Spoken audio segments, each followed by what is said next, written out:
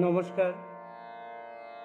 সপ্তপ্রদীপ কলাক্ষেত্রের পক্ষ থেকে সুধী সজ্জন মণ্ডলী, শুভানুদ্দয়ী আপামর জনগণ সবাইকে জানাচ্ছি আমাদের আন্তরিক নমস্কার, অভিনন্দন, শুভেচ্ছা। সপ্তপ্রদীপ কলাক্ষেত্র একটি সামাজিক সংস্থা। আমরা বিভিন্ন ধরনের সমাজ সংস্কারের লক্ষ্যে আমাদের কর্মসূচি আমরা জারি রেখেছি।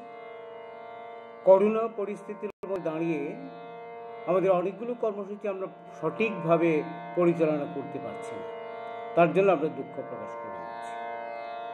আজকে আমাদের কাছে একটা চিন্তাভাবনার স্ফুরণ ঘটল, সেই নিরিখেই আমি আপনাদের কাছে একটি আবেদন, আমাদের অনুরোধ আমরা রাখতে এসেছি। সেটা হচ্ছে এই যে ভয়াবহ পরিবেশ পরিস্থিতি, কেউ করোনা আক্রান্ত হয়ে বাড়িতে রয়েছেন, কেউ বিভিন্নভাবে বাড়ি থেকে বের হতে পারছেন না, বিভিন্ন সমস্যা সবাই জর্জরিত আছেন। তো সেদিক থেকে সপ্তপ্রদীপ কলাক্ষেত্র যারা এ ধরনের সমস্যায় আছেন, যারা আমাদের কাছে কিছু প্রত্যাশা করেন, তাদের কাছে আন্তরিক অনুরোধ করছি, আপনার যে কোনো সমস্যা আমাদের সঙ্গে শেয়ার করুন। সপ্তপ্রদীপ কলাক্ষেত্র সদা সর্বদা আপনাদের পাশে আছে। অনেক আমাদের অভিভাবক, বয়স্ক মানুষ রয়েছেন যারা নিজেদের পক্ষে কিছু করা সম্ভব হয়ে উঠছে না, ওনারা অনেক ভীত সন্ত্রস্ত আছেন।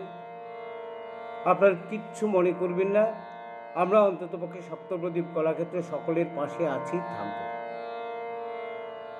এই করোনা পরিস্থিতির মধ্যে অনেকে আক্রান্ত হয়ে বাড়িতে রয়েছেন, সমস্যা থাকতেই পারে, বাজার হাটের সমস্যা থেকে আরও বিভিন্ন ধরনের সমস্যার সম্মুখীন আপনারা হয়তো বা রয়েছেন। আমি অনুরোধ করব, এই সমস্যাটাকে সমস্যা মনে করবেন না। আমরা আমাদের টেলিফোন নাম্বারগুলো দিচ্ছি, টেলিফোন নাম্বার আপনারা লিখে রাখতে পারেন। আমাদের কাছে যে কোনো সময় 24 ঘন্টার মধ্যে যে কোনো সময় আপনারা আমাদেরকে ফোন করতে পারেন। 9436478471, এটা হচ্ছে আমার নাম্বার। দ্বিতীয়টা নাম্বার একটা দিচ্ছি আমরা, যে সপ্তপ্রদীপ কলাক্ষেত্রের অন্যতম একজন যোদ্ধা, 9862871753 সঞ্জয় হো, তাকে ফোন করতে পারেন। এছাড়াও আমাদের শুভানুদ্দয়ী যারা আমাদের সদস্য যারা রয়েছেন, একনিষ্ঠ কর্মী রয়েছেন, পান্না রয়েছে, টপ 10-এর রয়েছে, প্রণয়নাথ রয়েছে, বিবাহ ভবন চক্রবর্তী বিবাহ ভবনের যে মালিক সবাই টুকু নামে পরিচিত, দিগ্বিজয় চক্রবর্তী, সঞ্জয় মজুমদার, তাদের সঙ্গে আপনারা অবশ্যই যোগাযোগ করতে পারেন। তা আমরা সদা প্রস্তুত আছি আপনাদের সঙ্গে কাজ করার, সহযোগিতার জন্য আমরা হাত বাড়িয়ে রেখেছি। আপনারা বললেই আপনার পাশে গিয়ে আমরা দাঁড়াব। বর্তমান করোনা একটা ভয়াবহ পরিবেশ তৈরি করে দিয়েছে। আমরা যদি একটু নিজেদেরকে সাবধানতার মধ্যে রাখি, করোনা আমাদেরকে কিচ্ছু করতে পারবে না। একটু নিয়মকানুন, আমাদের ইমিউনিটি বাড়ানো, এই যে ভ্যাকসিন বিষয়টা চলে এসছে, হ্যাঁ ভালো, ভ্যাকসিন দেওয়া ভালো, অনেকেই বলছেন, বিজ্ঞানীরা বলছেন, বা কিন্তু এই ভ্যাকসিনটা এখন পর্যন্ত ভ্যাকসিন নামে কেন চলে এসছে, এটাই আমাদের কাছে জিজ্ঞাসা। কারণ বলছেন যে ভ্যাকসিন যারা দিয়েছে, ফার্স্ট ডোজ, সেকেন্ড ডোজ, তারপরও তাদের করোনা আক্রমণ হয়েছে, তারপরে তারা মৃত্যুর কোলে ঢলে পড়েছেন, তাহলে এটা তো আদৌ ভ্যাকসিন হতে পারে না। হ্যাঁ, ইমিউনিটি বাড়ানো, তো ইমিউনিটি বাড়ানোর জন্য যেটা হয়ে থাকে, ইমিউনিটি আমরা এমনিতেই বাড়াতে পারি। যে ভিটামিন খাওয়ার মধ্যে রয়েছে, ভিটামিন সি, ডি, ই, এগুলো যদি আমরা সঠিক মাত্রায় খেতে পারি, আমাদের ইমিউনিটি বাড়বে। দেখবেন যত করোনা আক্রান্ত রোগী, তাদের মধ্যে কোনো পাগলের করোনা আক্রমণ হয়নি। সে মাস্ক ব্যবহার করছে না, সে কোনো সামাজিক দূরত্ব মেনটেন করছে না, যে বিধি নিষেধগুলো আছে সেগুলো সে পালন করছে। কাজেই এটা সঠিক বিজ্ঞানসম্মতভাবে আমাদের এগিয়ে যেতে হবে। এই ঝাঁঝ করতাল উলুধ্বনি বাজিয়ে করোনার ভাইরাস কখনো দূর হতে পারে না। অপবিজ্ঞান সেটা। তাই বিজ্ঞান ভিত্তিক চিন্তা ভাবনা করতে হবে। আপনাকে গার্গুল করতে হবে, হালকা একটু নুন সরষের তেল দিয়ে গার্গুল করুন। আপনি নাকের মধ্যে যখনই বেরোবেন 2 ফুটা সরষের তেল লাগিয়ে বের হন, বা অনু তেল মেখে বের হন, বা সরবিন্দু তেল বা শুদ্ধ ঘি সরষের তেল নাকের মধ্যে দিয়ে বের হবেন। নাক দিয়ে সে ভাইরাসগুলো প্রবেশ করবে না। আবার ফিরে আসার পর হাত পা ধোয়ার পর আপনি নাকের মধ্যে আবার সেই সরষের তেল বা বিশুদ্ধ ঘি বা সরবিন্দু তেল, অনু তেল এগুলো ব্যবহার করতে পারেন। আপনি অনেক সুস্থ থাকবেন। বাষ্প নেওয়া, ভাপ, তার জন্য অনেক মেশিন টেশিন বাজারে চলে এসে, দরকার নেই। আমার বাড়িতে সসপ্যান আছে, গরম জল করার যন্ত্র আছে, বাসনপত্র রয়েছে। গরম জল করে চোখটাকে বন্ধ করে হাঁ করে নাকে মুখে সে বাষ্প যদি আমরা নিতে পারি, তাহলে অনেক ক্ষেত্রে আমরা করোনার হাত থেকে মুক্তি পেতে পারবো। করোনার ভাইরাস আমাকে আক্রমণ করতে পারবে না, ইমিউনিটি বাড়বে। একটা আয়ুষ কার্ড, এটা হচ্ছে 4টি জিনিস। এক নম্বর হচ্ছে তুলসী, আমরা সবাই জানি। 2 নম্বর হচ্ছে দারুচিনি। 3 নম্বর হচ্ছে আদা খুব শুকিয়ে রেখে দিতে পারেন, এবং গোলমরিচ। পরিমাণ মতো দিক হচ্ছে যে 4 ভাগ তুলসী, 2 ভাগ নেবেন দারুচিনি, 2 ভাগ নেবেন আদার সুর, 1 ভাগ নেবেন গোলমরিচ। এগুলো দিয়ে কাপ তৈরি করে আপনি সহজেই খেতে পারেন। তাহলে আপনার শরীরে যে প্রতিরোধ ক্ষমতাটা বাড়বে, এবং ভাইরাস যদি শরীরে থাকে সেটা সহজে আপনাকে ঘায়েল করতে পারবে না। একটা গোল্ডেন মিল্ক নামক একটা শব্দ আছে, এটা ভেষজ বিজ্ঞানে, ভারতবর্ষ তো ভেষজ বিজ্ঞানে অনেক প্রাচীনকাল থেকে চলে আসছে, বিশ্ববিখ্যাত। তো সেখানে গোল্ডেন মিল্ক যেটা দুধের মধ্যে অল্প একটু হলুদ মিশিয়ে খান, তাহলে দেখবেন যে আপনার ইমিউনিটি অনেক বেশি বাড়বে, এবং ভাইরাসটা আপনার শরীরে প্রবেশ করতে পারবে না। শুধু তাই না, ভাইরাস যদি আপনার শরীরে প্রবেশ করেও সেটা থাকতে পারে। অনেক সময় আমরা দেখি, যেমন বলা হচ্ছে যে জ্বর হলে আমরা প্যারাসিটামল ইত্যাদি খেয়ে নিই, এগুলো ক্ষতিকারক, ভালো নয়। নিষিদ্ধ মেডিসিনের তালিকা বা তার সাইড এফেক্টগুলো আপনারা দেখে নিয়ে তারপর সেগুলো খাবেন।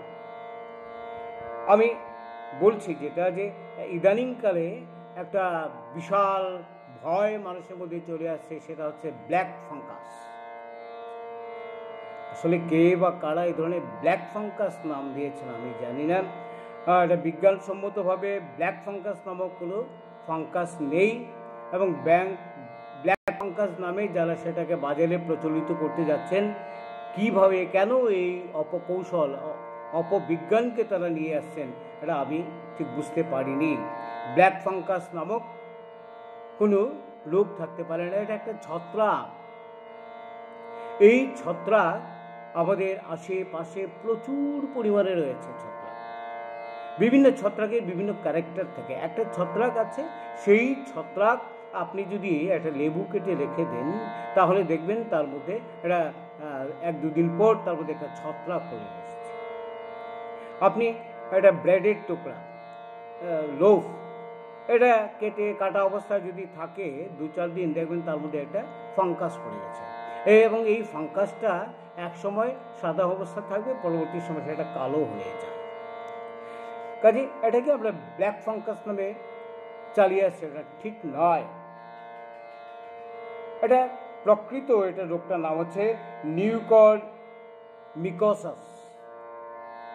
নিউকরমিকোসাস হচ্ছে এটা প্রকৃত নাম। কাজে ব্ল্যাক ফাঙ্গাস নামে যে ভয় আমাদেরকে ঢুকিয়ে দেওয়া হচ্ছে, এটা অন্যায়, ঠিক নয়। আমরা এই ব্ল্যাক ফাঙ্গাস কাদের হয়?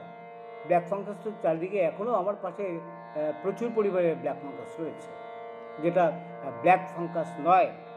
এটাকে রজোপাস বলা হয়। রজোপাস নামক একটা ছত্রাক রয়েছে, প্রচুর পরিমাণে রয়েছে। এটা আক্রমণ কাদেরকে করতে পারে? এই ছত্রাকটা, যেখানে দীর্ঘদিন, যেমন স্টেরয়েড যারা খান, বিভিন্ন মেডিসিনের সঙ্গে স্টেরয়েড থাকে, খেতে হয় না সময়, কিন্তু স্টেরয়েডটা অন্যায়। স্টেরয়েড খাবেন না। স্টেরয়েড ছাড়াও অনেক ওষুধ আছে বাজারে, কাজে স্টেরয়েডটাকে অ্যাভয়েড করবেন। এটা শরীর ইমিউনিটি অনেক অনেক অংশে কমিয়ে দেয়। যাদের হাই ডায়াবেটিস কমছে না 400-500 ডায়াবেটিস থাকে, তারা এই ছত্রাকে আক্রান্ত হতে পারেন। এছাড়া যাদের ক্রনিক বিভিন্ন ধরনের ডিজিজ রয়েছে, ক্যান্সার রয়েছে, তাদেরকে এই ছত্রাকটা আক্রমণ করতে পারে। কাজেই ব্ল্যাক ফাঙ্গাস কোনো রোগ নয়, এটা কোনো রোগের নাম নয়, এবং সেই রোগের নামটা হচ্ছে নিউকরমিকোসাস। এই নিউকরমিকোসাসটা সম্পর্কে, এই ছত্রাক সম্পর্কে আমরা জানলাম, এটা প্রচুর ভারতীয় ভেষজ বিজ্ঞান আমাদেরকে অনেক শিক্ষা দিচ্ছে। সেটা কি, যদি সুগার কারোর হাই থাকে, ডায়াবেটিস যদি বেশি পরিমাণে থাকে, প্রতিনিয়ত সেটা টেস্ট করে এবং সুগারটাকে কমায়। স্টেরয়েড জাতীয় ওষুধ আমরা খাবো না।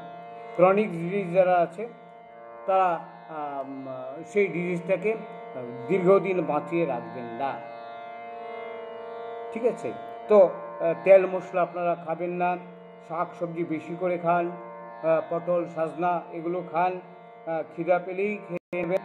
শারীরিক ক্ষুধা, তৃষ্ণা, হাঁচি, কাশি, নিদ্রা, মলমূত্র বেগ ইত্যাদি যদি আপনি চিন্তা ভাবনা করেন, আপনি ইমিউনিটি এমনিতেই কমবে।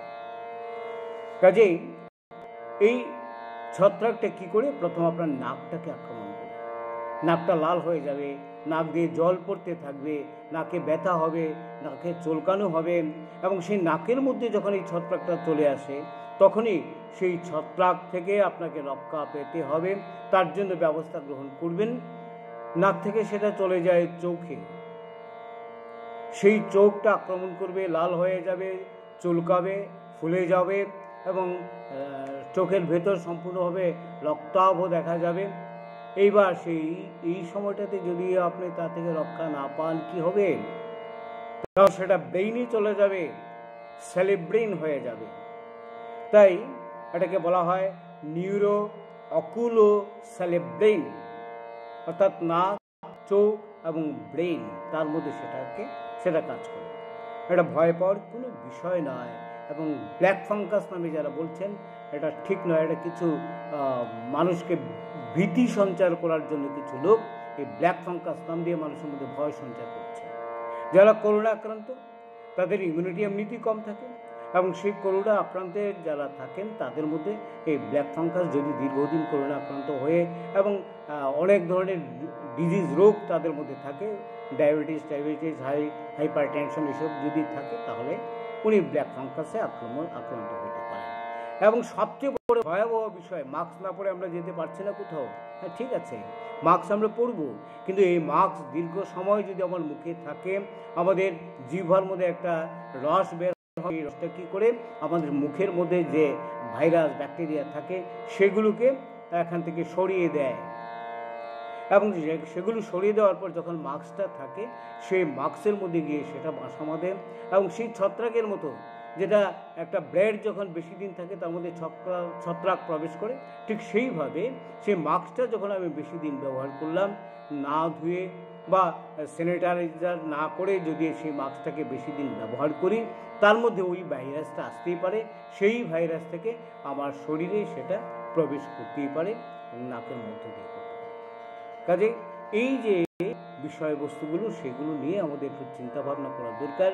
আমরা আশাবাদী, সপ্তপ্রদীপ কলাক্ষেত্র আমরা সময় মতো বিভিন্ন সময় বিষয়বস্তু নিয়ে আপনাদের সামনে হাজির হব, এবং আমরা চিন্তাভাবনা করেছি প্রতি শনিবার আমরা স্বাস্থ্য কথা নামক একটি বিষয় নিয়ে প্রতিনিয়ত আজকের যে ভয়াবহতা, রোগ শোক নিয়ে, তার উপর ভিত্তি করে আমাদের কিছু আলোচনা থাকবে। আপনারা আশাবাদী আমরা যে আপনাদের পরামর্শ, আপনাদের বিভিন্ন ধরনের জিজ্ঞাসা, এগুলো যদি থাকে আমরা সমৃদ্ধ হব, এবং আপনাদের আলোচনার প্রেক্ষাপটে দাঁড়িয়ে এই সমৃদ্ধতা নিয়ে আগামী দিনে আমাদের সমাজসেবার যে কাজটা আরও বেশি দ্রুত গতিতে এগিয়ে নিয়ে যেতে পারব। সমাজের পাশে, মানুষের পাশে আমরা থাকব, এই অঙ্গীকার রেখে আমার আলোচনা আজকের মতো এখানে শেষ করলাম। সবাইকে ধন্যবাদ, নমস্কার।